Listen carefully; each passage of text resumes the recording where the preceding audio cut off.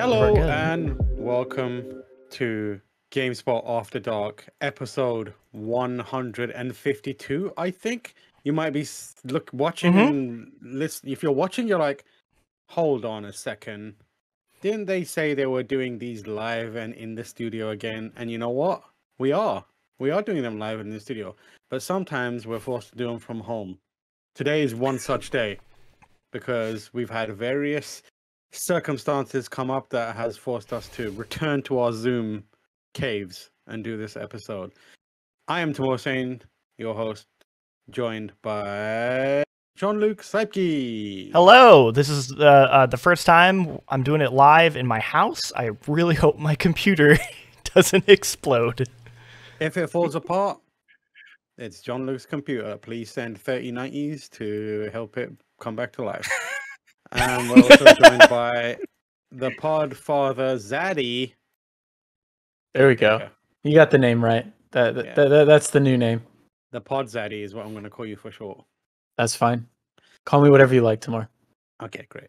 Just not Jacob. We got in trouble for that. Just not Jacob. Yeah. Do not call me Jacob. We got a stern talking to after last week's episode. Yeah. And we're also joined by Jordan Ramey. What up, what up? How's everyone doing today?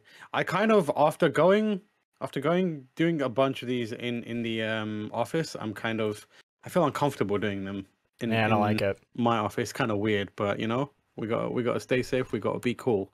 I gotta look around and be like, do I have anything? Do I have pants on? What can you guys see? Do you know what happened to me? I started editing a piece at 12 and I was like, oh, I'll go to the gym, then I'll do the podcast. And then I got ready to go to the gym. I looked at my watch and it was time to do the podcast. And I was like, oh my God. So I fully lost track of time. If we were in the office, you would have been like, time to go to the podcast room. And I'd be like, okay, great. But no, today time is once again slipping away. Let's get into what we've been playing, doing, seeing, eating, tasting, experiencing section of the podcast. We're going to start with Jordan. What have you been up to? What up? I swear to God, if you say Apex Legends, I will beat you at this call. I have been. Fine. What's Wait, going on? you don't have the power to. Does he have the power to boot me out of this Discord call? Does he have the authority? I don't know. We'll find. I guess we'll find out. I would say you can talk about it. You can talk about it. Go on. Apex Legends is working again, so I am completely back on my daily bullshit of playing Apex Legends practically every single day, and it's Apex. It's still good. It's still doing its thing. It's still the best battle royale on the market. I don't care what Mark says. Fortnite is dumb. I'm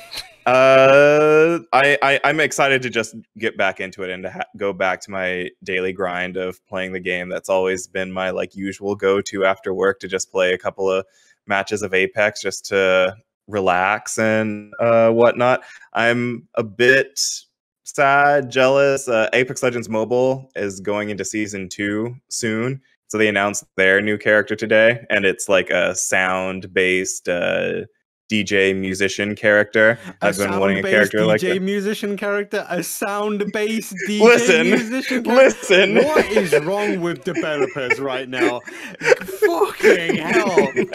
Come on, grow up! Oh my God! Is that not really cool? Isn't that not Lucio. Really cool? It's fucking Lucio. It is. Come up with your totally own characters. Is. Jesus.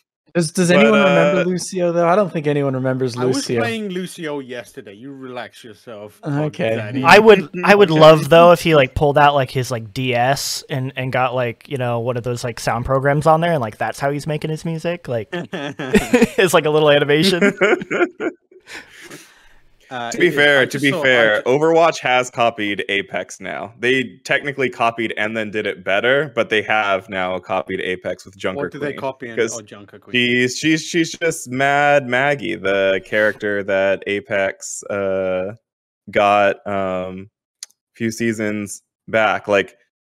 Junker Queen is just a better variation. They're both Aussies, although I think Mad Maggie is Kiwi specifically. And they both kind of have that whole like strong woman from the Outlands vibe that uses like put together machinery. What's up with developers, man? Why are they like? I mean, they all watched Fury Road and we're just like, yep, we got to put that in there. Why is everyone making the same characters over and over? Because there's only so many heroes in the world. It's gotta be like creativity is dead tomorrow. No, creativity died. With an interesting character right now that is better than. Okay, how do Australians feel about the fact that my mind palace trying to think of something? I will come up with one. Dude from Uzbekistan. Okay. Uses a pogo stick and has a pet parrot. There you go. That character does not exist in any battle royales. What would their abilities be? Just that they bounce. Okay, they bounce on you. It's a throwback. It's it's honoring the classic Super Mario mechanism design of jumping on people's head. You can shoot a gun, but if you manage to pull out your pogo stick and bounce off their head, it does an instant kill. Just a character who can just naturally bunny hop. Like every pro player is gonna. He's got a rocket-powered pogo stick. There you go. None of those exist in any of these games. It's just instead everyone's like, what if we created a DJ who had sound powers? Everyone in response like, by God, he's done it. He's come up with a totally unique, completely original, totally unique character. Quick, put it through the diversity spreadsheet. Let's make sure that it hits gets at least an 8. Before we approve it. I'm gonna say we're gonna make her an Asian girl with what is it when people have two eyes of two different color? Like one eye, like one. What's that called? Heteochromia? Yeah, something like that. Sounds right. Yeah. Yeah. She's called Rhapsody, and she looks pretty cool, but like Tam said, she kind of feels like Apex's attempts to be like, we haven't copied all of Overwatch's roster yet. There are still a couple of characters that we have yet to emulate for our battle royale. So we'll put it in the mobile game. Imagine seeing all these games copying each other and then being Battleborn and being like, we copied everything and no one cared about us. It just failed. To be fair, they didn't copy anything. It was just unfortunate. Batman in the chat has said lawyer Hibachi chef. Nailed it. Lawyer Hibachi chef. There's a new hero, and then into the cast, our friends at Into the Aether just put video game mouthfeel, which is deeply unsettling to me. But yeah, so Apex is working. Yes, it is working again. I can finally have a purpose to keep doing stuff after work in Apex. What did you do? That is before? A deeply concerning statement you just made. What the did you just like sit in a dark room? I played stuff like Rocket League and watched people play D&D and watched anime for the most part, like without Apex in my life, and I just slid into. It threw off the balance, is what you're saying. Yeah, I need something active. I need the joy and sensation of proving that I'm better than other people in this world by beating them. Have you tried Neon White? Because you could do it that way. Neon White? Neon White is great for that. I almost played Neon White, and then I got distracted by something else. By Apex? By fucking no DJ sound. Well, my Steam Deck came in, and so I wanted to play some like new. Well, not Apex, because I figured if I played a shooter like Apex on the Steam Deck, I was going to get stomped into the ground like immediately. But as I was going to play Neon White, I was like downloading and everything. I'm like, there are no like volleyball games like on Xbox or PlayStation or Switch, but maybe there are volleyball games on Steam. And so I just like went onto Steam and I just typed in volleyball. A lot of nasty folks on Steam, because like the first like 12 responses were like dating sims, adult, like strip the clothes off the volleyball player, like playing a volleyball game where you could freeze time. and like check out your opponent in midair while the time was frozen. I'm like, what the fuck? There is a whole generation of gamers that grew up on Dead or Alive Extreme, and you know what? They are now at the point where they can make the games they want, and they're doing it. I love the idea of all that generation of gamers not knowing that volleyball exists in any other fashion. Like they don't know that volleyball is real. All they know is that just a perverted version of volleyball. That is scantily clad women do. Yeah, that is tied to the volleyball experience. You can't have one without the other. Like so like one day one of these people is like out in public and sees volleyball happening, and they're like, what the fuck? Is this? It's a man. Are they laughing? What the fuck is going on? Where's the insane anime titties? Yeah, that dude is wearing a shirt. What's going on? So why is there a dude? Why is there a dude? Why is there a dude there? So yeah, I spent a solid just like 45 minutes to an hour just scrolling down through Steam and under the volleyball tag, just trying to find like one competent, good volleyball game to Did you find play. any? I found one that it's not out yet, but there's a demo, and the demo is on my Steam Deck, and I only went through the tutorial, and I'm like, okay, the tutorial was good. I need to actually like play the actual game in the demo. It's called Spike Air Volleyball. And it's kind of structured similarly to Switch Sports Volleyball, but it's more so on like a 2D plane. So you're watching the court from the side. And so you're controlling like 4 people on one side of the court. So it's like, okay, the ball's coming to your side. You have to press whether or not you're going to try to pass the ball or dive for the ball or scoot back to like send the ball up high, and then it's like, all right, in the time that it takes the ball to reach your setter, you have like 4 different inputs you can press to decide where the ball's going, and then once the ball's set, you have to then have all these different inputs for how your hitters can actually hit the ball, and then there's different inputs for the block. No, it's serious volleyball. This sounds made up as fuck. He's like talking about a game that doesn't exist. He spent 40 minutes and found a porn game and is like, this is porn, I'm playing this. I found nothing like but porn games, and then this one game that was like not a porn game and actually somewhat good. And I looked up the developers, and they have like 200 followers on Twitter, and I'm like, oh, so like this is like I think this is a bunch of people who are like, you know, there's not actually like a real volleyball game out there, so we're gonna try to do it, and they're losing to the pornographic to volleyball Jordan's games. Defense, Steam is in bad form. Pretty much any tag you look at is gonna have some naughty things there. If you are a little pervert, like about like scantily clad characters, and if you're horny, if you're a horny gamer, Steam is a absolute gold mine of disgusting shit. Like, usually that's what I'm discovering with the Steam Deck. That's what I'm discovering. I don't know. Like, the only explanation I have is that Gabe is into it, because like if otherwise most other places would be like, we got to filter this shit out. It's disgusting and weird. But like Gabe must be like, love it. I got my knives and my weird theme creepy games. Wearing his sandals or whatever. Yeah. Bless him. He's a good lad, that Gabe. But yeah, we've got a couple of questions in the chat. One from Louis Schmart, who says, what position do you play in volleyball, and how tall are you? I am 5'11", which is, I guess, somewhat tall for real life and not very tall for volleyball. I've played a few positions in volleyball. Most often I play middle blocker, which I'm a little bit too short for. Usually you want someone who's like 6'4" to play a middle blocker.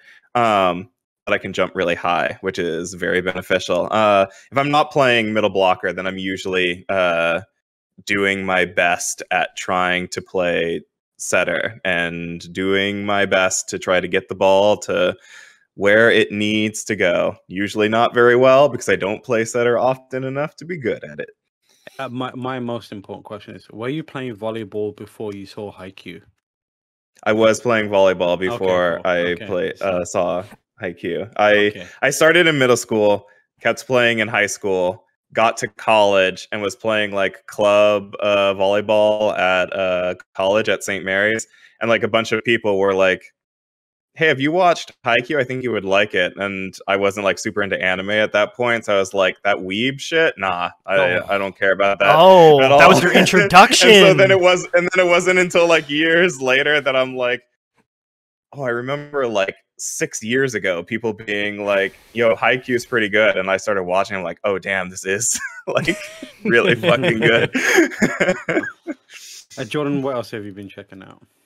I have also been checking out a adventure game, a Monkey Island inspired game called Voodoo Detective, which is it's pretty good. I'm only like 2-ish hours into it so far. It came out about 2 months ago, I want to say, and it's about this dude who practices voodoo and is trying to be the detective in this on this island that's becoming more and more gentrified as more like white people are vacationing there, and they're replacing a lot of the local spots with more like plays on things like Trader Joe's and Target and stuff like that.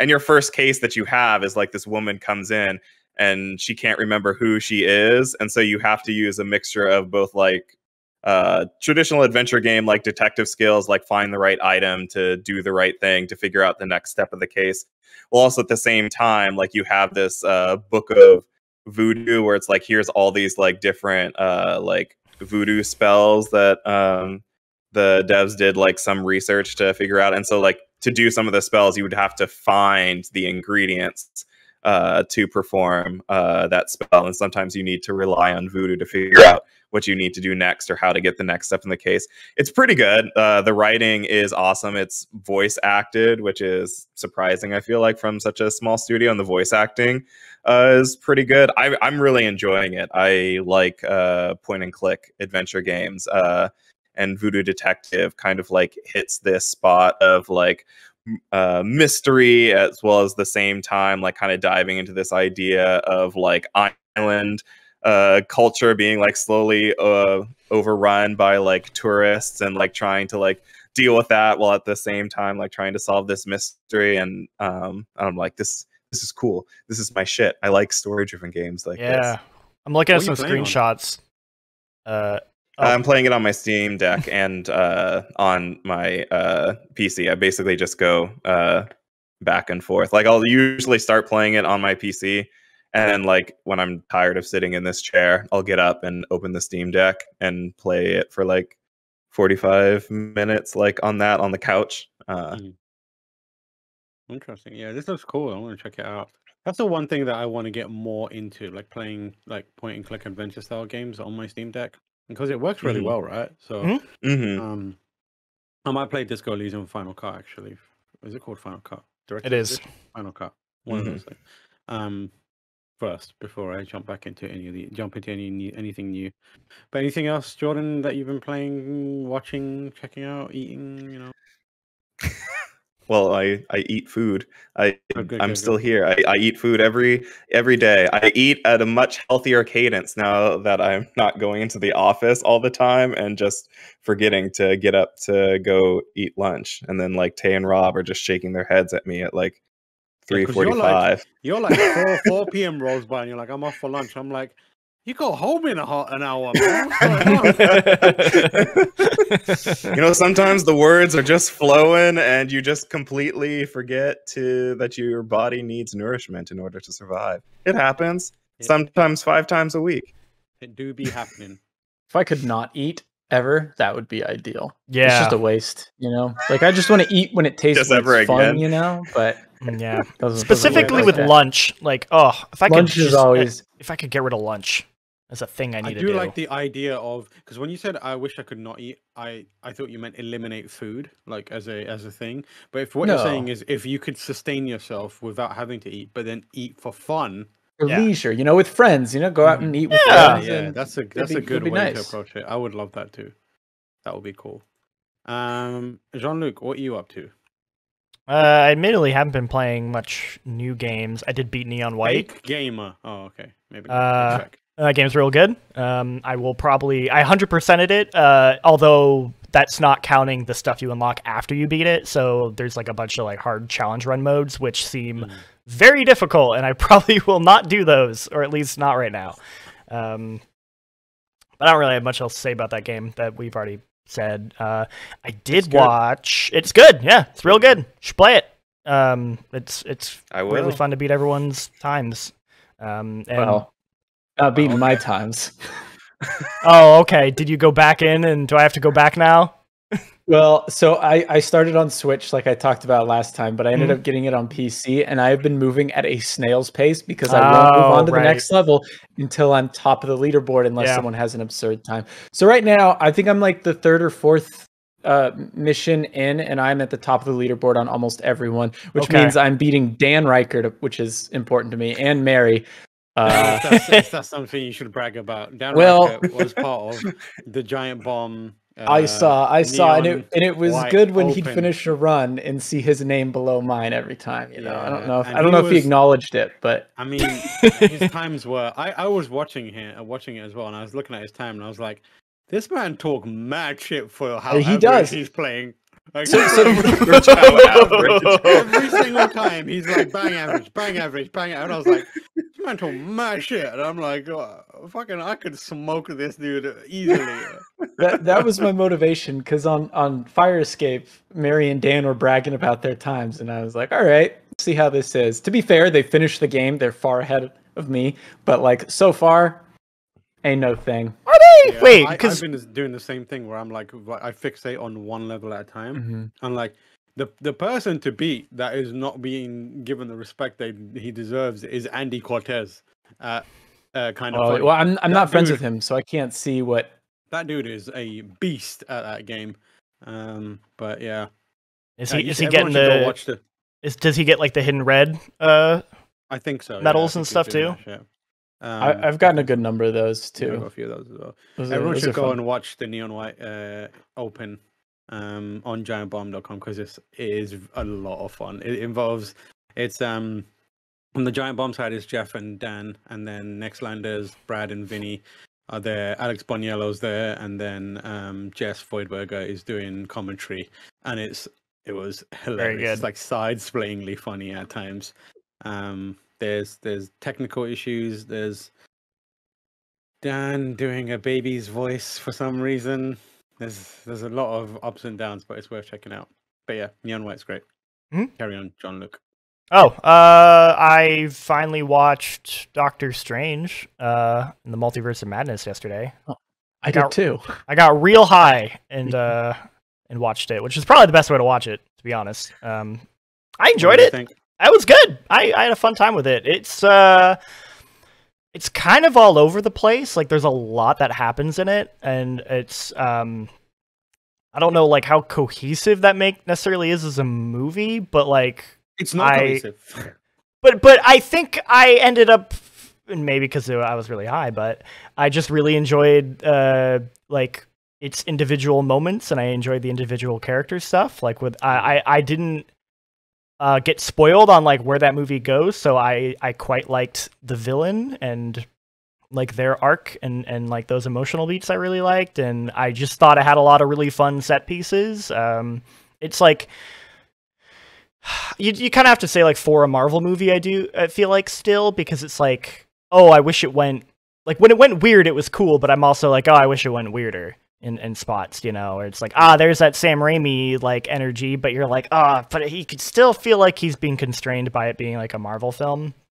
But it's like, I thought all the fight scenes were probably the most like creative, interesting fight scenes out of any Marvel movie I've seen recently. Like, I like they had a bunch of interesting set pieces where they're like being chased, or it's like, oh, okay, it isn't just like I'm gonna shoot my superpower laser at you, and I'm going to shoot my superpower laser. Like, I feel like they had interesting setups of like, oh, this person's doing this. How are they going to counter it? And I'm sorry, I'm being like really vague because I still want to like spoil it, I guess, for people who haven't seen it. But I don't know. I had a good time with it, and I thought it was just kind of like weird, and it was also really violent for a Marvel movie, which was kind of fun. Like, oh yeah. There's one part that I thought was dope. Yeah, there's a couple parts where it got really violent, and I was like, "Damn, okay." But it's only for like 5 minutes. Not even 5 minutes. It's like for like 3 minutes. Mhm. It's like ridiculously violent. Yeah, but those 3 minutes are pretty dang good. Yeah. I thought, and yeah. So, I don't know. It's got that weird Sam Raimi-ness. I really enjoyed the Bruce Campbell cameo. It was a lot of fun. Yeah, it was, that cameo was fun until it, for me, really overstayed its welcome. In the credit sequence, where I was like, "Oh, you're doing this again. I see." Oh, sure, that's fair. Yeah. Although I imagine it probably is like less fun because you had to like sit there and wait for it in the theater. I'm guessing, where like I'm on Disney Plus and I can just like skip right to it and then just watch it and be like, "Oh, okay, that's fine." Like I didn't be like, "What? All right, I had to sit here for like 10 fucking minutes for that." I guess. Yeah. I didn't even make it to the post-credit scene. I finished the movie, but I just blanked and turned it off. That's fine. You didn't miss anything. It's totally fine. Because someone else mentioned he shows up again, and I was like, "Huh, I don't remember that. I must have missed it." But that's why I missed it, because I didn't see the post-credit scene. It's fine. You didn't miss much. Yeah. Trust me, I'm not concerned. Missing Marvel movies, totally fine. Are you gonna go and see Thor? I'll probably wait again, like with this one. It was like I just didn't feel compelled enough to see Doctor Strange in theaters, and I saw it at home and felt totally fine about it. And I kind of feel the same about Thor, especially kind of hearing that it also is sort of like a weird, incohesive movie. It like the reviews I was reading for Thor sounded like kind of the same problems that Doctor Strange had, where it's like neat ideas and neat set pieces, but like is kind of all over the place. And I'm like, huh. Interesting. This current phase of Marvel, that was I think Mason on Twitter talking about it specifically. Okay.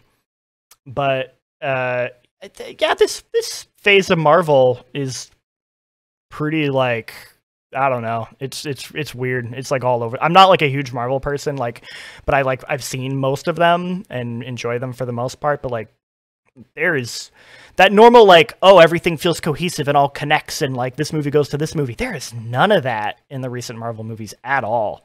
It's very strange. It does feel a bit off the rails currently. Yeah, which is kind of weird, but it is what it is. I'm excited for Thor. Thor is the one that I was like, hell yeah.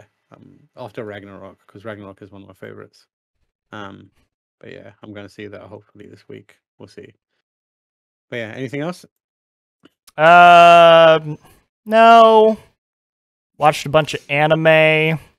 Oh, Jordan finished watching Kaguya-sama, the final season. I think the final season, because it had a very definitive the end. We talked about this on the podcast. Sure this is the final season. When Michael was on, because we were like telling him he should watch it. It's probably the best like high school romance anime.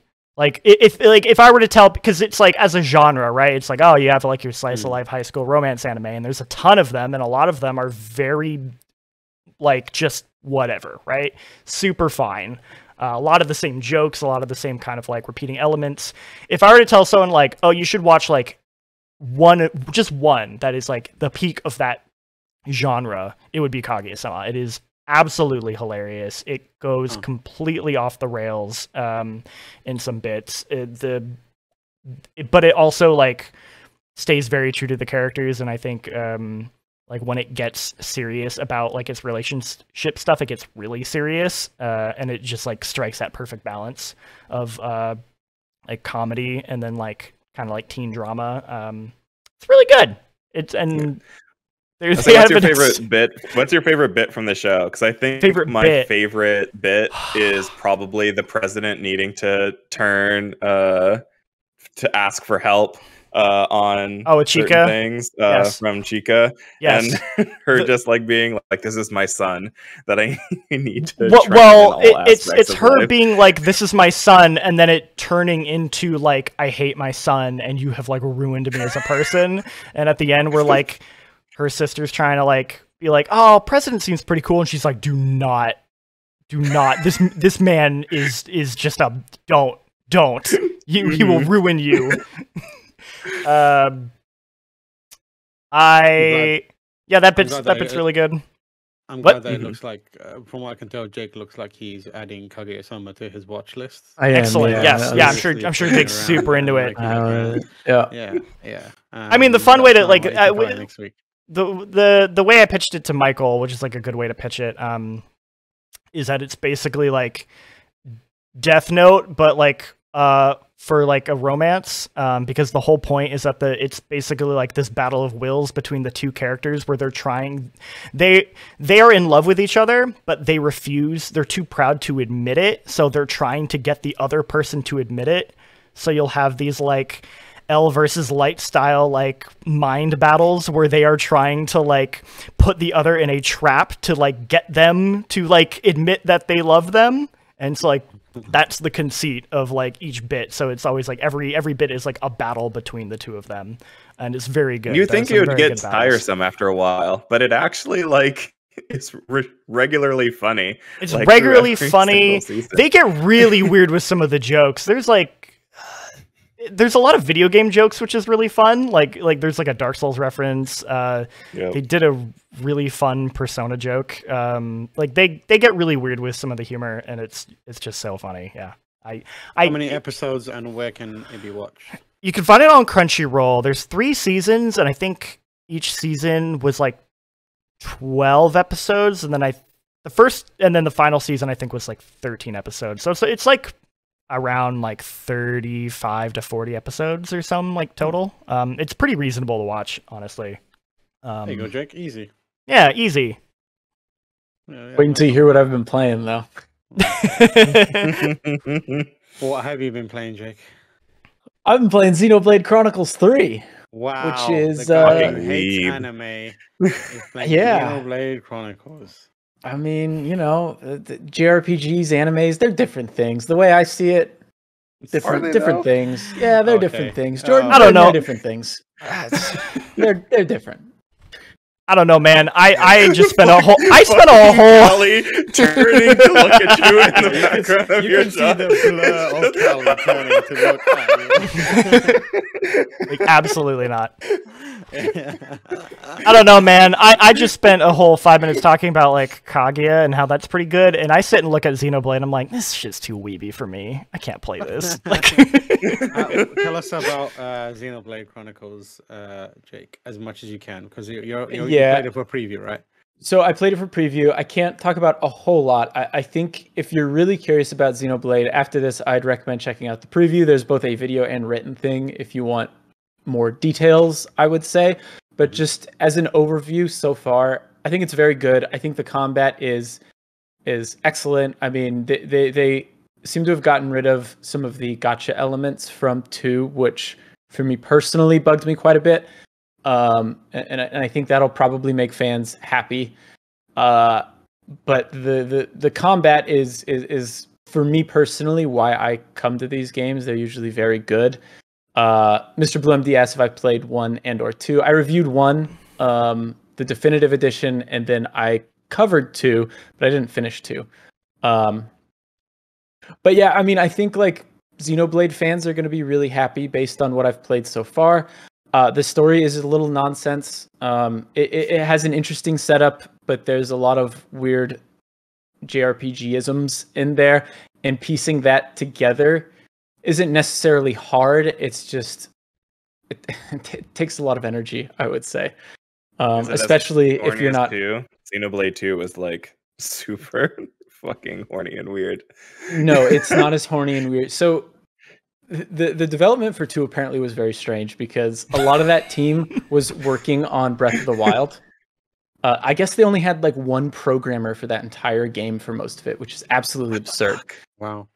And they had a lot of like other artists create characters, and I guess a hentai artist actually made some of the characters. That's why That so explains some of the proportions so are a bit much. weird. So what? They were like, Significantly. we got a whole team working on Breath of the Wild. I guess we should contract some people out. And then like the guy's like, I know the perfect person. Let me get him in here. when I found that out, I was like, oh, that makes a lot of sense. This one's, in that sense, this one is scaled back a lot, which is nice. It's personally, I think it makes the game more enjoyable. Speak for yourself. A lot of people, yeah, I know. A lot of people would disagree, and I'm sure there are going to be people who will be mad about the lack of or the excessive amount of clothing in this game. But anyway, like I said, I haven't played a whole lot, but what I've played is quite good, and I think fans are going to be excited for it. I think if you're not into Xenoblade, I don't know if this game's going to sell you on it. I think if you're thinking about Xenoblade, you have to ask yourself two questions. The first is, do I like MMO combat? If the answer is yes, you will probably like this game. The combat is a little more, not fleshed out, but a little more active than MMO combat, I would say. So it's not just auto attack, auto attack, auto attack. It's managing meters using different arts, chaining those arts together with different characters, and so on. Very similar to the other games, but if you're not familiar, that's definitely something worth considering. And then the other question is if you think you can buy into this sort of wacky JRPG story, because if you can't, it would probably be a tough sell too, because the story is what I've played. It can be tough to follow, I would say. That said, I'm very curious to see where it goes, because I won't get into spoilers for 1 or 2, but they did some really interesting things with how those games wrapped up. And I imagine that's going to play a big role in 3. So I'm excited to see where that goes. And I imagine fans are too. Okay. Yeah, I would check out the preview for more specifics, because I can only say so much. Okay. Check out the preview and the video on GameSpot or youtube.com/GameSpot for more on that. What else have you been checking out? Just Neon White, and I think I already shared my piece about that, how I switched to PC, and now I'm just chasing scores. I don't think I think by the time I finish that game, I'll have like 50 hours logged in it, because I am moving so slow, just getting the top of leaderboard on everything. It's fun, though. It's so much fun. Yeah. I haven't been playing much, if I'm honest. Like, I've just been kind of playing the same stuff again, which is Overwatch, because that beta is ongoing, so I've been playing a bunch of that. It's a lot of fun. Played a bunch on PC with a few others, and Lucy and Andy Cortez and a few other folks as well, and it was a good time. Beyond that, I played a little bit of DNF Duel, which is the latest Arc System Works fighting game based on an old, not an old, but like, well, I guess it's old. It's like 10 years old now. An RPG from, I can't remember the company's name. Crap, I forgot it. But it's like Dungeon Fighter Online or something like that. But I didn't play that original RPG. Nexon is the folks behind Dungeon Fighter Online, but the fighting game's good. It's really interesting, because like I was talking about this with Jason at Giant Bomb, but like Arxis has like got into a place where they make a lot of fighting games. They make a lot of really good fighting games, but almost every one of those, barring like Dragon Ball Fighters and Guilty Gear, feels just entirely disposable. Like, they don't put out fighting games to last. They put them out just to almost like fill a contract, if you know what I mean. Yeah. Like, yeah, they did that with Grand Blue Fantasy. They did it with DNF, and Well, even like other stuff. It just feels like there's no longevity to them, if you know what I mean. Like, they're not showing up at like Evo. They're not at like major tournament plays. They're like just kind of, someone asked us to make a fighting game out of their license, and we did it, and we did a good one, but we're moving on to something else now. And I mean, yeah, that's kind of like, even Persona 4 Arena was sort of that, but like, I guess just happened to catch on more than those other ones. Oh, hey, my Discord popping up, filling up the screen. Yeah. Sorry, you guys didn't see that, but the Twitch chat definitely did. But yeah, like that game weirdly blew up, and probably because it was Persona was a bigger deal. And it's like, I mean, I actually like Grand Blue. Like it was Grand Blue Versus is a good fighting game, but you're right in that it's like it does feel like it's kind of just filling this like contract quota versus like you can tell like they're doing this so that they can keep, you know, afloat and make money so that they can go make another Guilty Gear or make, you know, like something or not make more Blaze Blue, right? Like, you know, they can. Yeah, that's the thing. Like, I don't know what the end game is, or like what if they're doing this work stuff for anyone and everyone, what is the game that they're or the project that they're really like focused on making a big deal, like their passion project? Guilty Gear, right? It'd be Guilty Gear. Kind of, it would be Guilty Gear, but like, I guess my thinking is like, what distinguishes Guilty Gear from these other fighting games? They feel very similar. It's, you know what I mean? Like it feels like, I mean, Guilty Gear. The only thing that really distinguishes Guilty Gear is it like DNF and Grand Blue is also a very good game, but it's got a lot of similarities. And the only thing that really distinguishes it is it's got heritage. It's got like a history to it, and that's why it exists in like, you know, esports or like competitive fighting game scenes. It's the one that has more kind of traction of all their games outside of Dragon Ball FighterZ. Guilty Gear is also kind of where they push their tech more, I would say, from like an artistic standpoint. Like, you know, Xrd was the one where they like introduced the whole like cell shaded kind of 3D look that was like mind blowing at the time. And you're like, holy crap, this looks amazing. And then, you know, then they did it with Dragon Ball, and then they did it with Grand Blue, and then they had Strive, which isn't quite the leap because it's just more iterative, but it is like, you know, a lot better. They do a lot more with shading and stuff. So I think it's just kind of like that's probably where their passion lies, is in pushing that stuff. And then, I mean, obviously I'm not a professional Guilty Gear player, but I know that a lot of people really, really love Guilty Gear and kind of like the way that game operates and its specific kind of like, you know, intricacies that versus like something like say Grand Blue and then like Persona, and I assume DNF is probably somewhat similar. Those try and be more like approachable. Yeah, the DNF is definitely way more approachable. It's got like directional inputs, basically like press a direction and special button and you get like something cool going on. It's easy to just jump in and hit buttons. I started playing it. I enjoyed it. I was like, there's clearly depth here. There's a lot of depth here. It's really well made. It's got interesting characters in there. But there's just something about it that I know that I won't stick with. And it's just like, it feels very, like I said, disposable. Where I'm like, I'm not going to play this 2 weeks from now. Is DNF Duel based on anything? Because like Grand Blue is at least like makes sense from a like. It's based DNF on... Duel is based on the Nexon MMO RPG Dungeon Fighter Online. Which, like I said, it's like 10 years old at this point. Yeah. So it's people clearly. It's funny because like it's based on something that's a 10-year-old property that clearly is popular, but they do nothing with it. Like it's got a piss poor story mode. It barely has a story, and like it's just like, this is bizarre. You like Grand Blue, they made a story mode. It wasn't great. It was okay. But like at least they made something out of it. This is just like they just like stuffed it in and were like, all right, let's just get this thing done. I mean, I guess yeah, I guess in this regard, like I kind of prefer like, you know, oh hey, we have this anime property or we have this, you know, thing and we want to do like a game for it. I rather like you give it to Arc Systems and they'll make at least like a good fighting game, if not somewhat disposable, versus like just the like glutton of arena fighters that like, you know, Bandai makes and stuff, so it's like I prefer that, but it's definitely them trying to fill this like quota.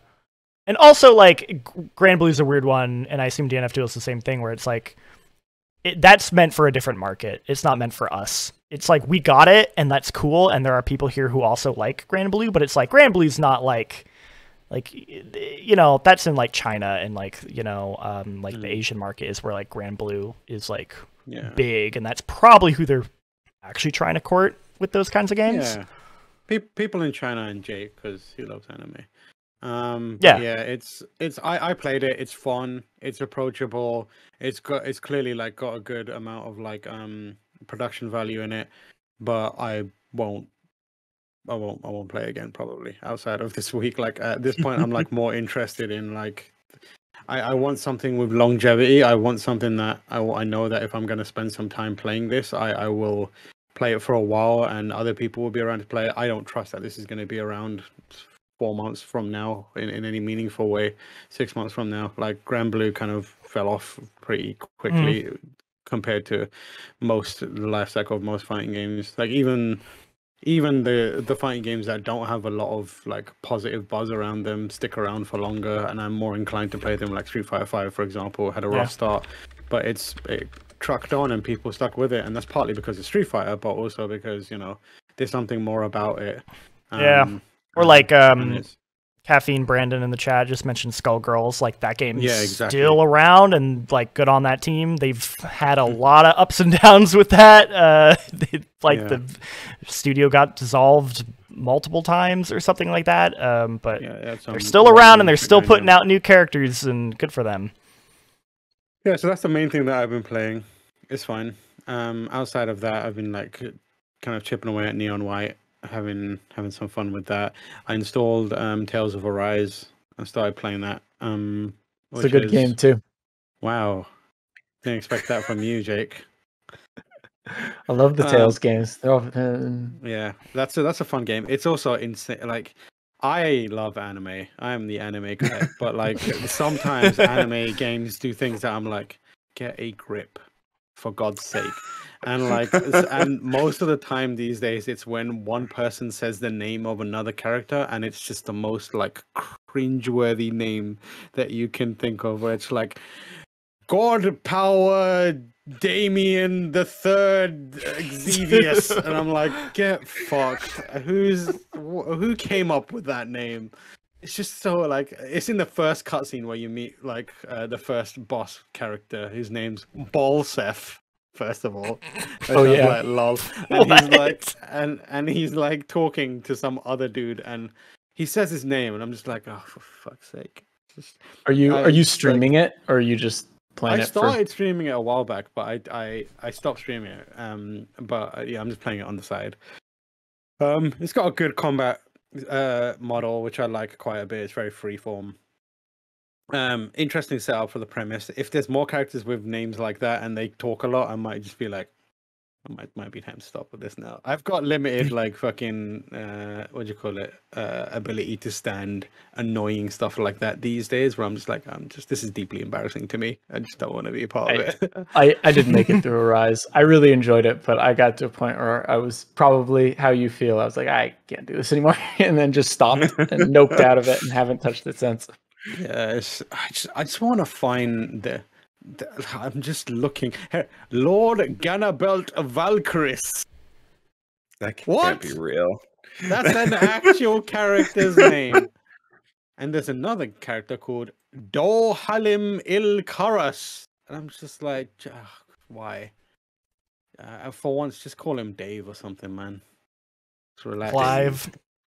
Yeah, just don't go as bad as Clive. There needs to be a middle ground between Lord of Valkyris and Clive. Clive is the name of everyone's high school principal. Like, don't do this. But yeah, I played a bit of that and that's fun. But that's about it. I've been like watching a few things here and there that are kind of fun. I'm still watching a bunch of I forgot the name of the anime as well. The one with the little kid on Netflix. My memory's so bad these days. Kotaro? Kotaro Lives Alone. Yes. Yeah. I've been watching like 1 or 2 episodes at a time. It's just so good. It's so fun. It's so cute. Everyone should watch it. Kotaro Lives Alone, because it's like, you're like, oh, this is cute, and then at the end of the episode it tells you something about Kotaro and you're like, that was devastating. Why did they do this? It's just like it's like, because he's a little kid. He lives on his own, and he's like forced to do adult shit like grocery shopping and like stuff like that at the same time as like going to school and stuff like that. And then they're like, oh, you're like, oh, he's so cute. He's like doing adult stuff on his own. And then it's like he's doing adult stuff because his life was tragic. And this is what happened that led him to do this stuff. And you're like, fuck, man. I was just so good for a bit. I can't believe you did that to me. But yeah, that's all I've been doing. In the chat, Mellow Run says, Clive just challenged the party to a game of Pinochle. Which is just an amusing phrase to me. Let's move on. What is Pinochle? I've heard of that before. I love the name, but I have no idea what. It sounds wildly American. It sounds wildly British. I was gonna say I would assume that's your thing. Well, that's not our shit. I wouldn't be surprised if it's not ours. Don't you dare put. I wouldn't be surprised if it ends up being ours, but just like as far as I've never been challenged to a game of Pinochle in the streets of London. Whereas I feel like if I went to some part of America, they'll be like, "Y'all want to play some Pinochle?" Apparently, it's a card game. It is United States. That's us. Yep, that one's on us. There you go. I was right. Let's move on to the topic of the week, which is gonna get spicy. It's gonna get spicy. I didn't come up with this one. This is one from the Podzaddy himself. And the topic of the week is games that you can't stand that everyone else seems to love. This is an interesting one. Since the Podzaddy came up with this one, I'm gonna ask you to begin with your submission. Oh no, I gotta ruin people's days first. All right. Oh no. The game that I've tried to play so many times that I've never understood, that I just don't enjoy, is Assassin's Creed 2. Oh, that's interesting. I played one from start to finish, which I thought was okay. You know, I thought it did some cool things at the time. I was excited for 2 and played it and was just not feeling it. I don't know why. At the time, I didn't know why. I was like, everyone says this is like one of the best games ever at the time, and I just couldn't get into it. So I played 3, and 3 I didn't like, but I at least finished it. 3 is not good. 3 is not good. But no, I cannot say 3 that's three. Okay, no, 3 has its merits. We need to come back around. People are DLC like 3 is great. But like 3 main is like, are you alright, lads? 3's pretty good. It's not great, but it's good.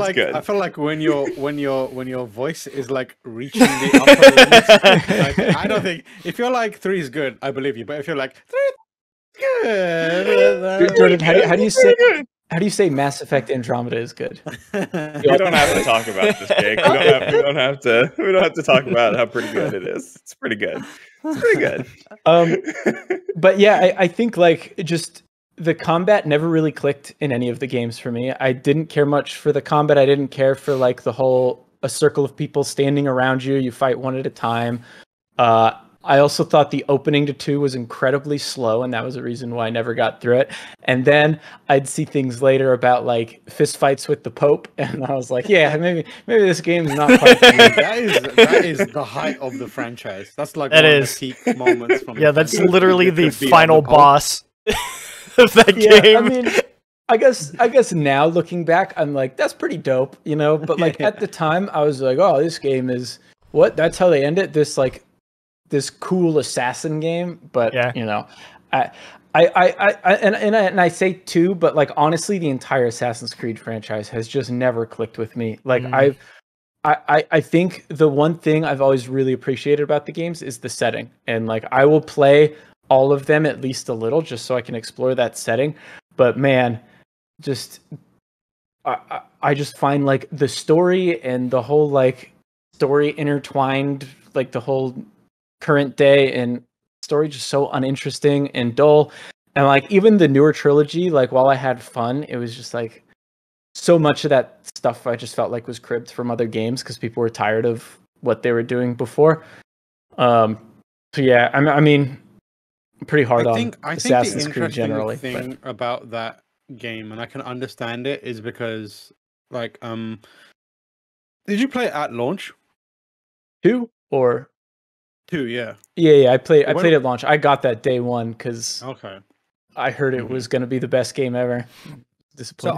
So I think for me, like it's hard to enjoy that game now or like post release in a if there's any sort of meaningful time between it launch and you playing it, because it was a game where I think a lot of people realized what a gameplay loop is, if you know what I mean. Like I think for a lot of people they didn't pay attention to that. This was a game that like most obviously had a loop to it where you did this, went out, did that, came back to the villa, did this, did that, and it was like that circular thing.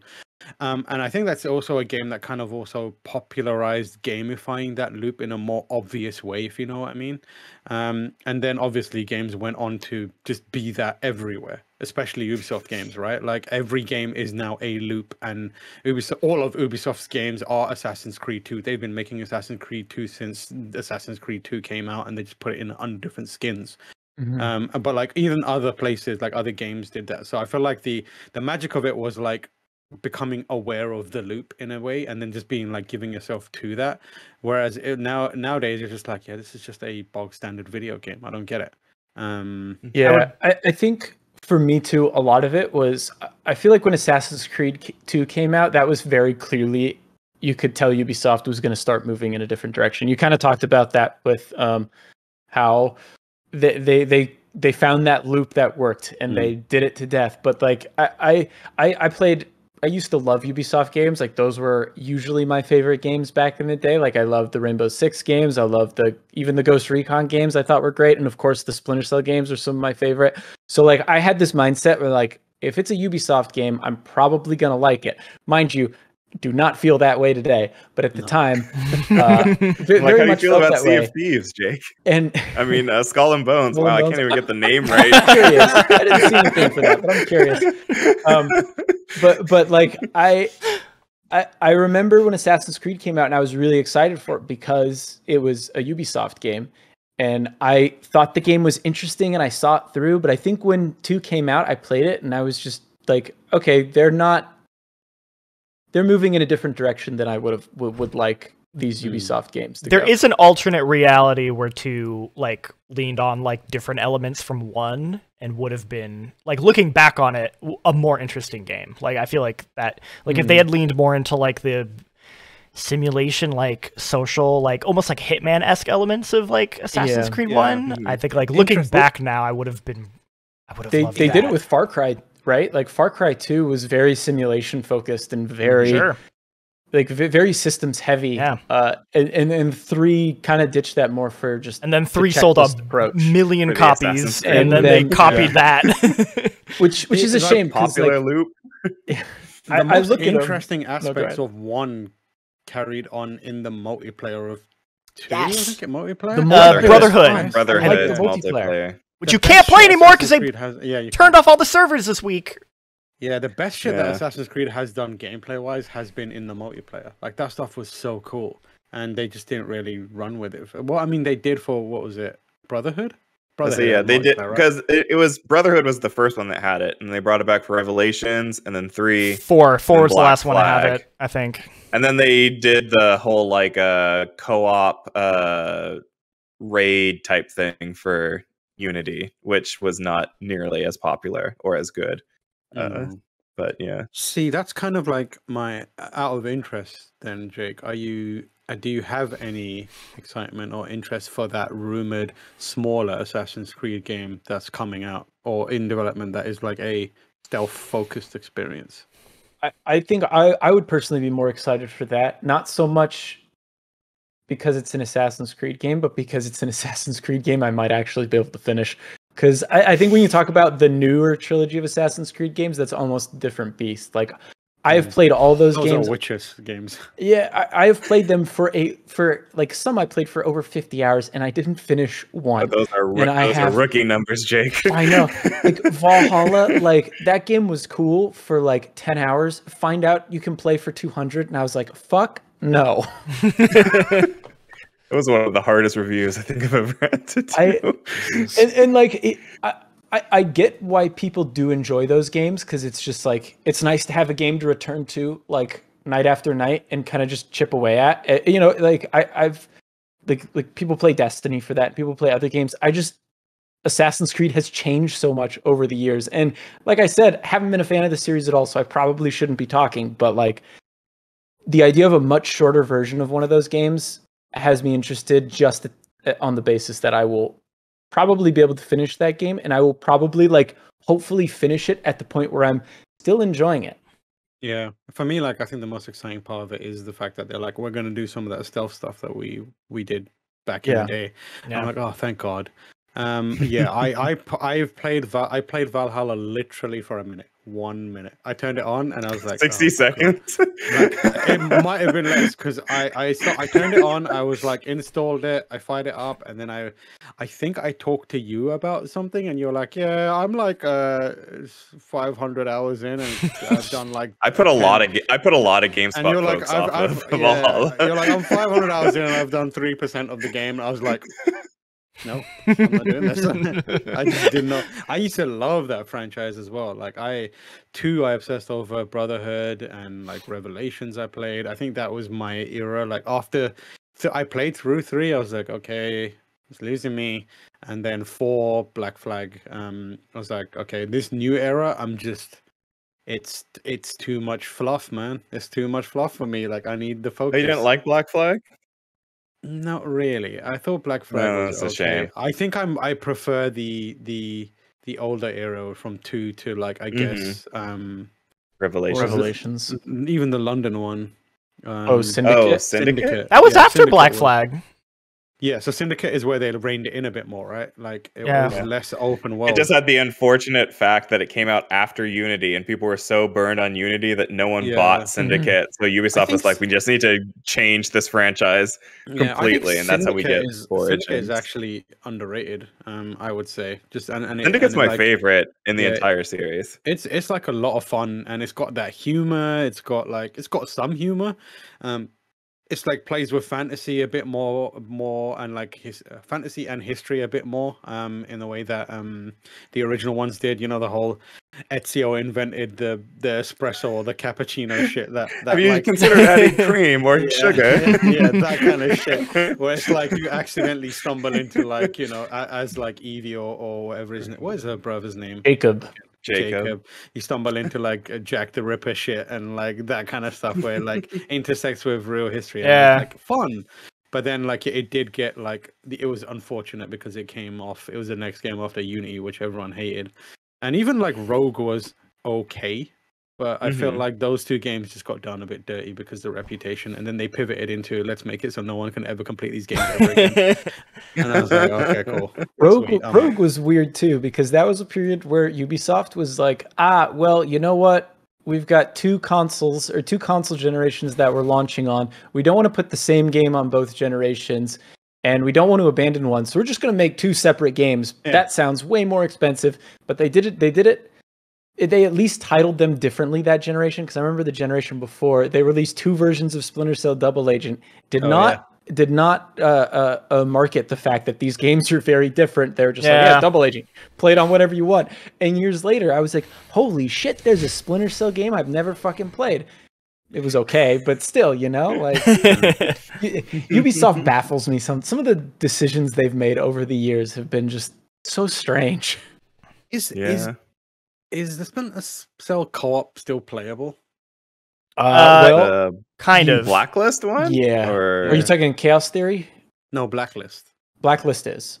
Yeah. Maybe Last I tried. We should play some Blacklist. That would be fun. That'd be fun. I'm not sure if that game has aged as well as you think. But you can do the gameplay is kind of 2013. You can get OG Spy versus Mercs working, but you have to spend like a whole weekend like installing a bunch of shit and like take an SAT course. Like it's a whole thing. Yeah, it's a whole process. I'm good. But Blacklist works, and Blacklist co-op is kind of fun because I remember playing a bit of that. It was quite fun. Maybe we should do that on stream. I'd do it. Jean-Luc, what is a game that you can't stand but everyone else seems to love? I feel like I never feel that strongly about like to sort of go as hard as like can't stand, but something I've never gotten into, or like I keep trying to get into it and I just don't like it, is like MMO combat. Like I Oh, I don't. see. Just I the don't. entire genre. Yeah, One, then two, then three, then no. four, then five, then I six? actually turns out I don't. I really don't like it, and I've been trying to like wrestle with it more as I'm trying to get through like Final Fantasy 14, and I respect that there's like a lot of elements to it that I probably just like don't get, of like, okay, like the way classes work and things like, you know, like tanking and kind of like healers, and I'm not saying that there's no depth to it, it's just that like I've never had a good grasp on it, because I don't think any MMO has ever done a good job explaining the actual depth of that combat. Like, every MMO is just like, hey, you have a skill, and you're like, okay, I hit 1 to do that, and they're like, cool. Okay, you've unlocked another skill. This one you hit 2, and you're like, okay, I guess I'll hit 2 now. And you never the game doesn't bother explaining like, well, no, you want to like set this up into setting this up and things like chaining. Like, it's never ever explained in any MMO I've tried, so I never understand it. And so I'm just sitting there being like, I guess I'll hit 4 now because that's the new skill I unlocked. And it's just, it's so dull, and I don't like it. I don't know. Someone teach me. Someone tell me how the fuck this is actually supposed to work. I feel like it is what you're right. Like, it's just not explained very well. And also, like, I think the thing that MMOs do is the ones that do explain it explain the basic function of it, like press 1, press 2, press 3. Yeah. And you're good.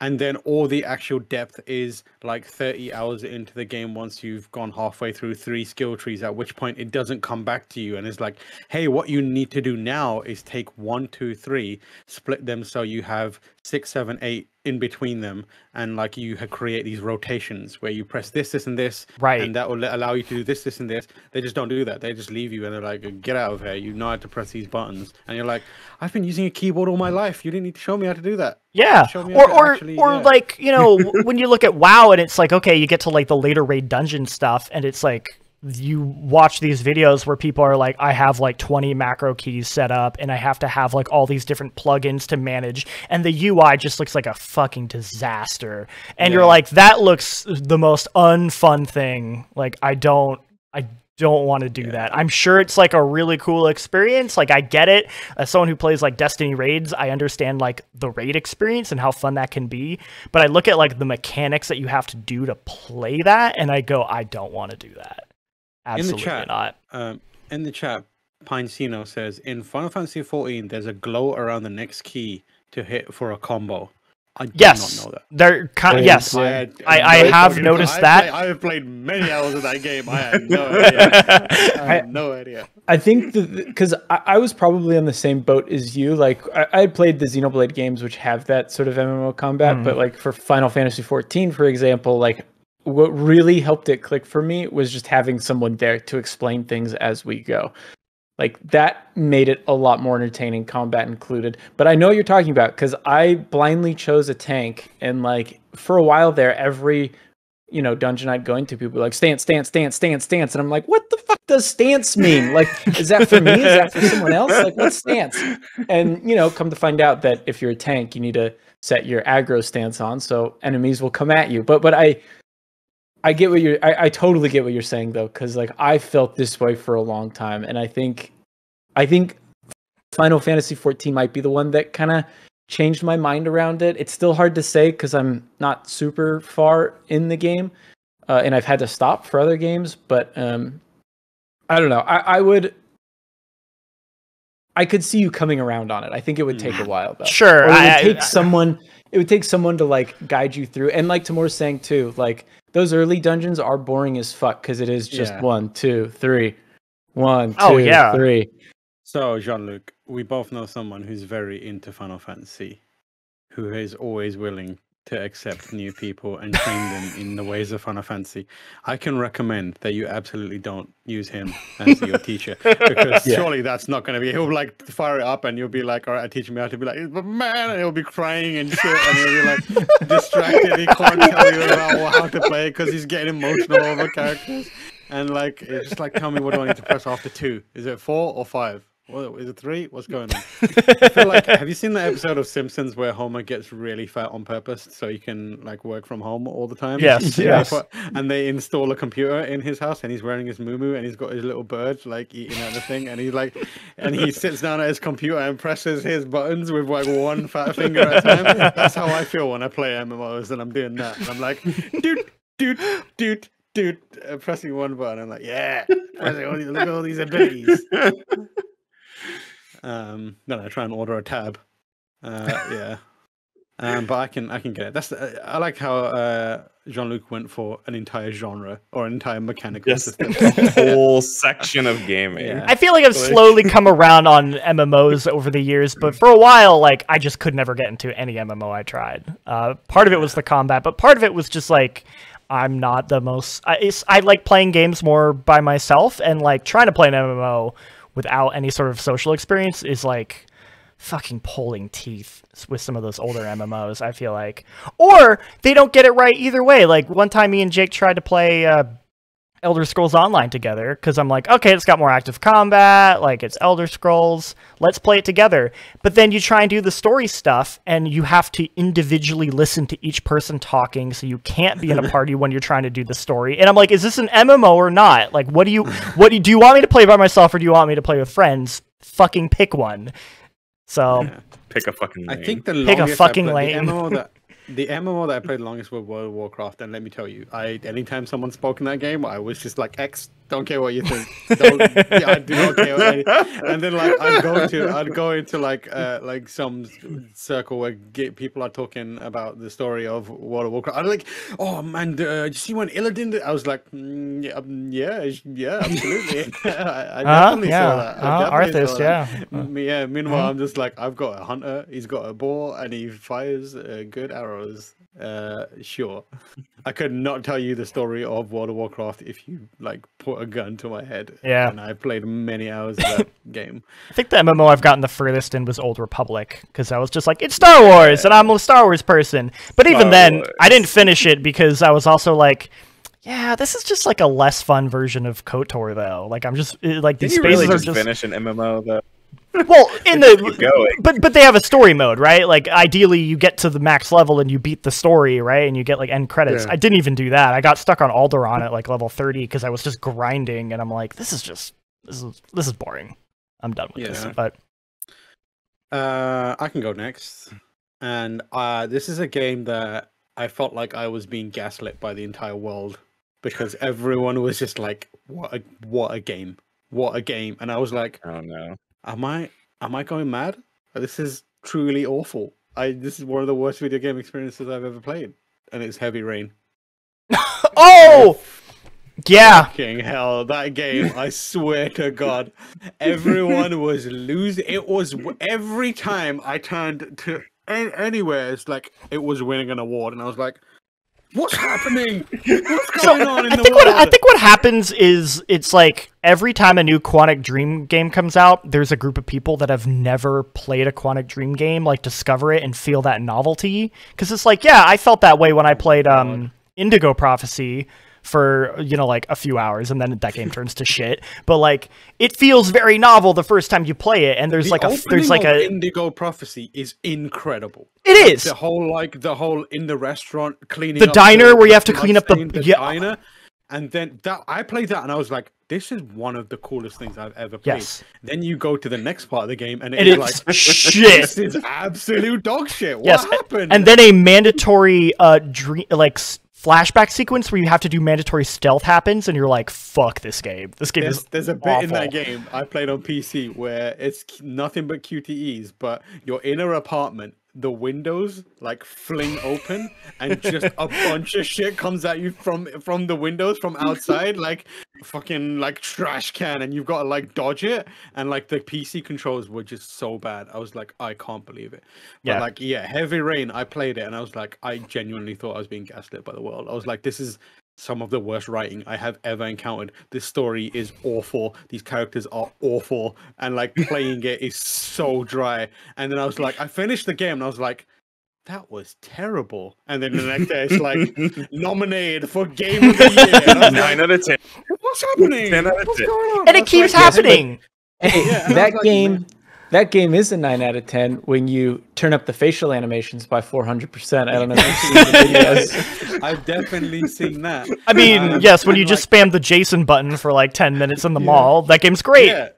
That's it. And like, or the supermarket chase where he slips on marbles and stuff. And it's just an absolute comedy act. I felt like that game was an entire fever dream for me. Like, because every scene was worse than the last. Every scene I felt like was like, every time they went to a new scene, it felt like I had started a new movie in the middle. And I was like, what's going on? I don't understand what's going on. Who are these characters? What is this mystery? What is happening? It's like everyone's terrible at this. And then like, fucking, it won all these awards. And then I look back at it and it's like, everyone now is like, yeah, maybe our game wasn't so good. And I was like, thank you. Can we retract all those awards? And then and then was it Beyond Two Souls came out? Yeah, that game. I feel like people woke up at that point. Beyond was after. Detroit, Beyond was after. Or was it Detroit? No, it was Beyond Two Souls, then Detroit. Yes. Yeah. Okay.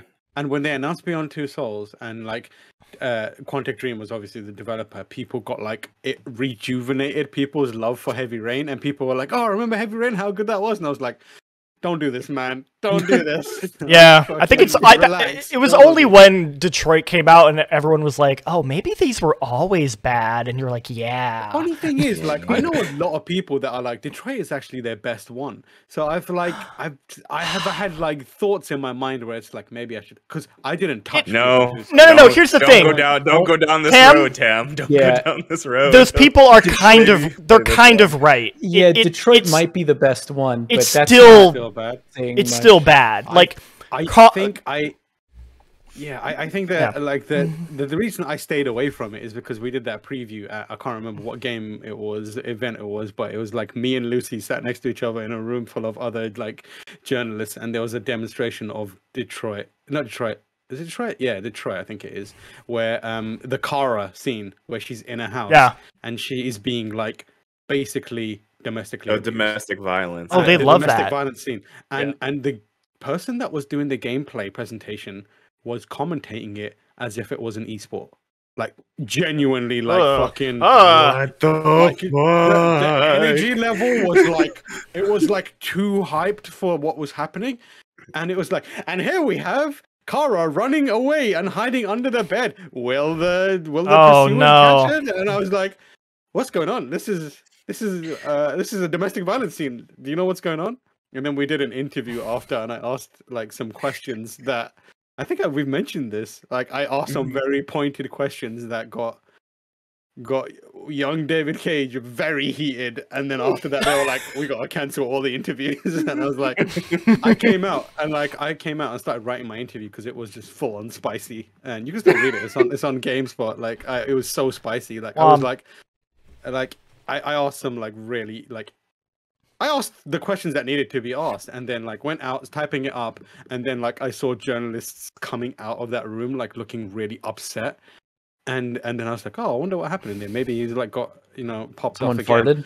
Farted? Or something happened, and then I just heard in hushed tones they cancelled the interviews, and I was like, oh, I think that might have been my fault. But like since then, I was like, I'm not touching this Detroit game. I don't want anything to do with it. I mean, yeah. It was that Heavy Rain. I just felt like, and then they were like, "Hey, we're re-releasing it." I was like, no, thank you, I'm okay. But it's I am interested in seeing what they do with Star Wars. I mean, I'm not. Are you? Are you? Because I really am not. Mainly because it seems like it's a different crew of people. And also, like, have you noticed how David Cage has not been mentioned once in relation to Star Wars? I wonder why. That studio has been put on blast. They haven't mentioned J.K. Rowling for the upcoming Harry Potter game. They're like, we just need to distance ourselves from this one individual as much as we can. Yeah, I do wonder, like, because I feel like there's no way they're letting him do that thing where he's like, my script is 7,000 pages. And you're like, shut the fuck up. That means you've written a bad script, my dude. But I feel like they've got I feel like they were smart enough to bring in. At the very least, I feel like Disney is like standing over them and being like, "What are you typing? What you got going on that screen? I better be good.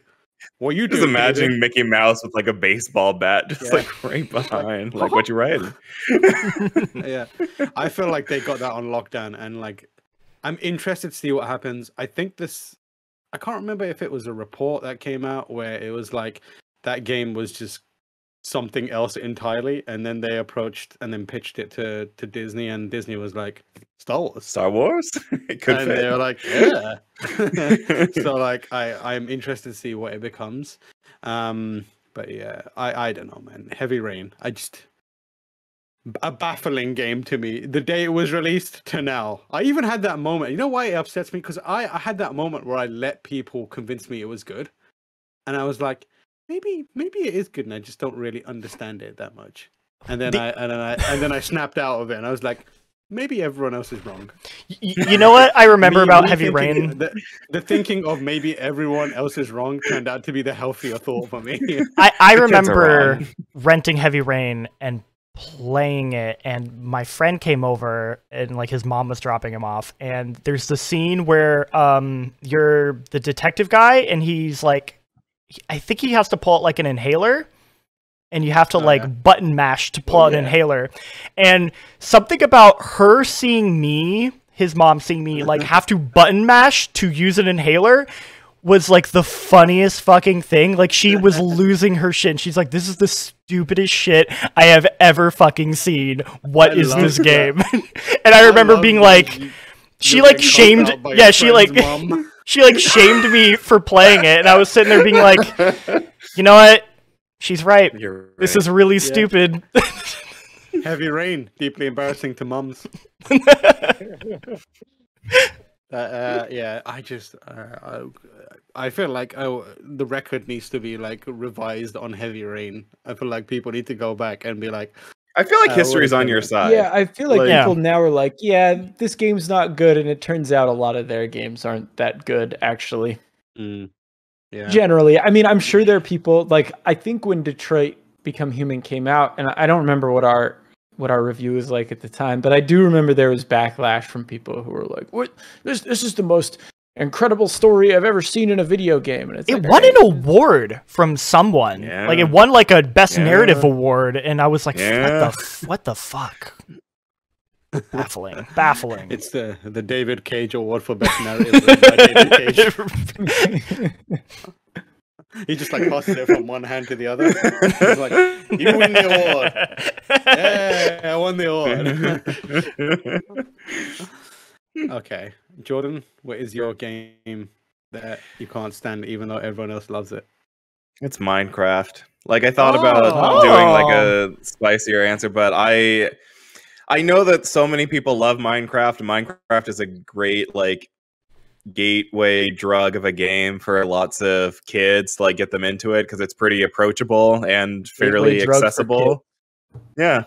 But despite the fact that I like playing games like Assassin's Creed, Valhalla, and Odyssey and stuff like that, I just really don't like games that meander and just keep going on beyond like a certain like threshold of time. And I'm like, I've put so much time into Minecraft, and it's still going. And like, I know that's the point. Like, there's no end goal for Minecraft. Like, the end goal is the satisfaction and being creative and having a good time. And I'm like, but where's my prize? Where's my golden egg at the end of this rainbow? Gotta get those diamonds. Were you not a Lego kid, Jordan? I know I was a huge Lego kid. I know you said it, but the irony of you saying that you don't like games that meander and go on for ages after saying that you play Assassin's Creed games is just like just wild. But I understand it completely. I'm like half with you, I think, because I really like the idea of Minecraft, and there was a period where I play pretty often with friends, and I had a pretty good time. And like whenever there's new updates, I'm like, that sounds really cool. And then I load up the game and walk around a little bit, and I'm just like, nah, fuck this. And then just out of it. Like, do I build another house? Like I've built 3 houses, each one bigger than the last. And well, and for me, it's like I'm just gonna make the same house I've built every time, no matter how hard I try to change it up. It's gonna look the same, and I'm just like, all right, that's that. Peace. Yeah. I don't get it. I don't get the appeal. Well, no, I do get the appeal. It's just not for me. Yeah. I can't do it. I've tried. I played. I've never played the actual main game of Minecraft. I've only ever done the creation mode, which is incredible. I love that creation mode. It's just flying around and making stupid shit for ages. It's like a lot of fun, but like I could not tell you anything about that actual like the experience of playing the game. The only single player or like the only campaign based Minecraft I've played is Minecraft Dungeons, which I bounced off of like after about 3 hours. We did it on a stream with Alana for like play for all, and that was it. But yeah, I feel like I would enjoy Minecraft more if I went onto PC and I downloaded a lot of the mods that people have made, because like there are like all those expansions, stuff like that, where it's like, oh, you have to collect all these materials. It's going to take you like 50 hours to do, and by the end you'll be able to build like a spaceship and be able to go to the moon, where you'll find enough materials to build a special type of spaceship where you can go to Mars and like kill this alien monster. And I'm like, well, that's the goal. That's a prize that I could chase after and do, and that could be fun. But I don't know. I don't want to go through the hassle of figuring out what mods I need and what I have to do. Have you ever tried playing it in like a server with like a group of friends, like that kind of experience? Because that's kind of how I first played it, like way back when it came out. Was just like, I remember this was like early like alpha version. My friend was just like, hey, I have this game called Minecraft. We should all like buy it for $5 and I have a server. And like, it was just kind of fun. It's like, it's this thing you could just sort of like hop into and just be like, oh, cool, that person built that. And like, it kind of almost in the way that my old roommate would like, for about 6 months straight, he would just keep like dropping like very obvious hints where he's like, I wouldn't mind just like going in on a Minecraft server, like people wanted to play together. I just would not respond to him, and I just let those comments just like go by. And I'm like, I don't want to pay more money to play something that I'm probably not going to play very long, because I would just jump into the server and I would build something, and then I probably would just never come back. And I would not want to like. I don't go to people's houses to see what Lego sets they've built. I buy Lego so that I can fill my own house with cool Lego sets, and then I can look at them whenever I want. Yeah. Makes sense. I definitely think like how I would have responded to Minecraft if I was like a kid when it came out, I probably would have been obsessed with it, or like a kid now playing it. Like I would have had so much fun. I imagine like I'd play that with that's probably what my friends and I would spend most of our time doing. Or maybe it's Roblox. I don't want to think about that reality, though. It's Roblox and Fortnite. Yeah, I guess. But I see the appeal. I definitely see the appeal. I think, like, for me, though, I enjoy, like, what Minecraft has done for the survival genre. And I like seeing, like, The Forest is one of my favorite games. And that is heavily inspired by Minecraft. Allegedly heavily inspired by Minecraft, because it is just building survival. But that mixes horror. There's a story to it. It keeps you on track. Like, everything you build has purpose. It's not just like, I'm going to build this because it looks cool. It's like, I have to build this, otherwise I'm going to fucking die. So like I like the ideas that it brought to the table. But yeah, I think Minecraft itself is like, I just don't think we're the audience for it. Yeah, that makes sense. Any other honorable mentions for games that you just are not into, despite the fact that everyone else seems to be wildly into them? I could name like Fortnite or almost every single Call of Duty over the past like 5-6 years. Or there's a bunch of games that are just kind of like in the periphery. Whoa. So Jake said something spicy under his breath there. Was it Demon Souls? No, he said Near Automata. What's the beef, Jake? I don't like it either, Jake. So I'm here with you, Jake. my mouth was like so confused by this. I've actually played a good amount of that game. I finished 2 of the endings, I think, and I just didn't. Two of the major endings, not like the joke endings, and it just didn't do it for me. I could not get into that game no matter how hard I try, because people are describing being in tears playing it, and I was like, yeah. I just don't get it. And people are always like, "Oh, you just got to get this ending. You got to get that ending." And I was like, "I'm good. I've given it a hell of a shot. I think I've got like 40 hours on Steam in that game or something." So nice, but not nice. Yeah. Yeah. I struggled with playing Nier Automata. I love the character design. I love the story. I love the music, especially. I just did not enjoy playing it. The combat stuff was just not into it either. Why were you grilling me for? You just got listen. Doesn't lessen how spicy it is. Someone has to take the bullet. Okay, I let you take the bullet, then I stand there and I'm like, I'll take it. I'll take it. My experience of playing Nier Automata was starting up the game with my new PS4, getting to a point where you have to like make a choice on like a certain menu, and the game like being paused like in this menu, and my mom at the time being like, "Hey Jordan, can you take out the trash?" And me being a good son being like, "Yeah, of course," and leaving to take out the trash. And then I did like a bunch of other like things, and I was gone for maybe like 25 minutes, and I come back and the game's in like a completely different spot because apparently it moves on if you don't make a choice like in that moment, and I had no idea where I was, who this character was who was talking to me. I'm like, this is stupid, this is dumb, and I uninstalled it and installed Bloodborne, and I never went back to Nier Automata. That is what we're talking about. Speaking of games I hate, Bloodborne. No, wow. I'm just kidding. Wow. We were. I feel like this episode has been strategically, like, it's a strategic strike at Michael Hyam's heart. You know what else? This is a test to see if he listens to the podcast. Yeah, Michael Hyam, huge Heavy Rain fan. You know what? I am completely this is gonna hurt a lot of people. I am 100% just completely ambivalent to Undertale. Like, I just kind of the same. I was like, okay. I get it. I don't really care for Undertale. I love Undertale, but what's the new one? Deltarune? Deltarune, yeah. Like, people lose their shit over that, and I was like, yeah, seems fine. I guess it seems okay, but everyone's like Flowey and fucking song comes up. I think the fan base doesn't help it either. No, it really doesn't. The fan base, maybe like because I played that game and I was like, yep, that was fine. But then the fan base comes out and they had like similar Heavy Rain energy where like, no, this is the greatest thing ever created.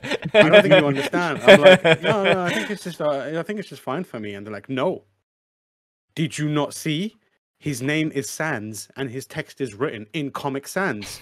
And I'm like, yep, that's right.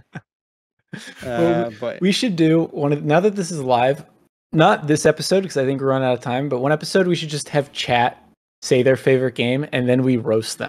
Roast them? Oh, not them. Their favorite. We're just gonna see our numbers slowly drop. We just find all the issues with their favorite game.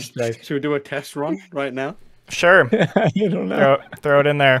Give us your favorite game. Chat, tell us your favorite game and we'll roast it. Someone's gonna mention one of our favorite. Oh, I can't do MGS3. Oh, throwing Yakuza game. Yakuza games, dude. Okay, here I'll tell you the thing I actually are fucking gross in the Yakuza games. No, I'll tell you the thing I actually don't like about.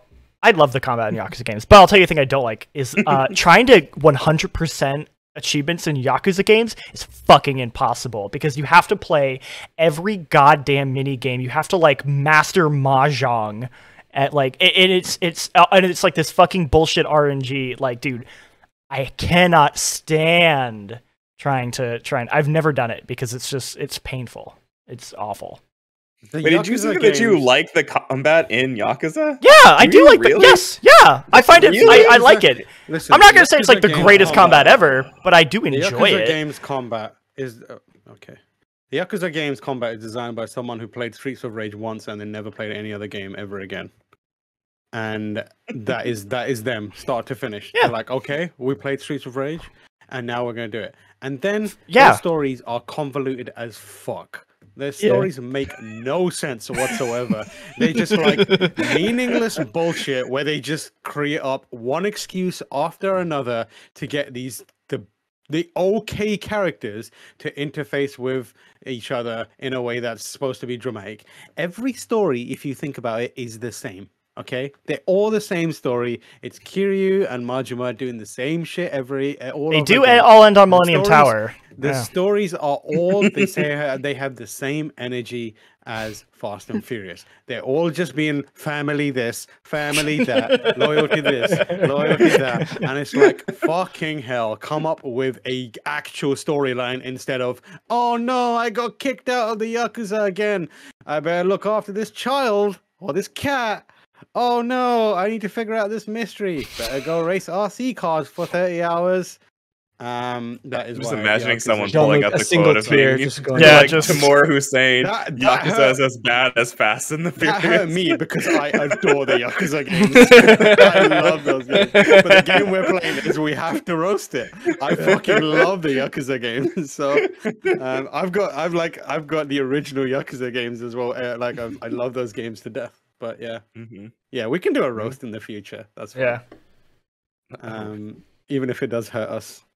Yeah, Deeply I see someone inside. saying Witcher 3, and I'm like, oh. No, okay. I would do it. Do it, Jake. Someone said Roast it. Someone said. I Someone don't said. know if I Metal can Gear do Solid, it and I was right like, now. oh, I don't know. I'm ready for that now. I can do it, but I'm not. I need the energy, and I don't have it. Yeah. So hopefully no one clips that out of context and just like, this guy hates Yakuza games. I really hope that we get like a clip of Tam bad mouthing Yakuza and the Fast and Furious franchise in the same breath. Like, Anyways, thank you for watching listening to another episode of the GameSpot After Dark podcast.